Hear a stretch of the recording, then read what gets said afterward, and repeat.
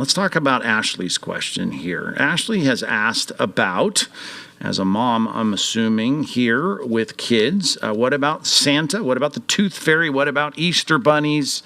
What about all those kinds of things? Is there a way to take part in these things as a Christian? Or is that just one of the worldly things that people seem to justify and think is okay when it's not? That is a great, great question. And I would love to respond to that, because I think so often we struggle with an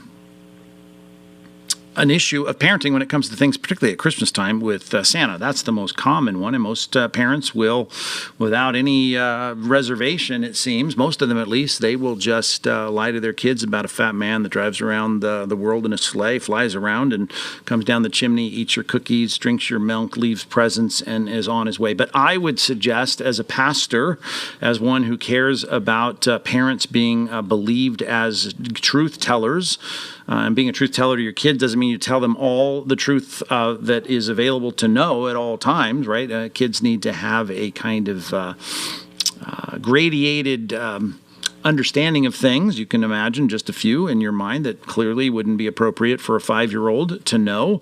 But what they should hear from you, I would say very firmly, should be truth. And when it comes to cultural issues of lying to children, I just say, stay away from it. Don't do it. As a Christian, I want to never be called out by my kids as having lied to them about an Easter bunny or a tooth fairy. I don't have a problem giving my kid a dollar or two for a lost tooth, or giving them presents at Christmas, obviously, but I'm not going to tell them something that's not true, because I'd hate for them to say, hey, Dad, you lied to me about the Easter bunny, the tooth fairy, and Santa Claus. Is this thing about Christ a lie as well?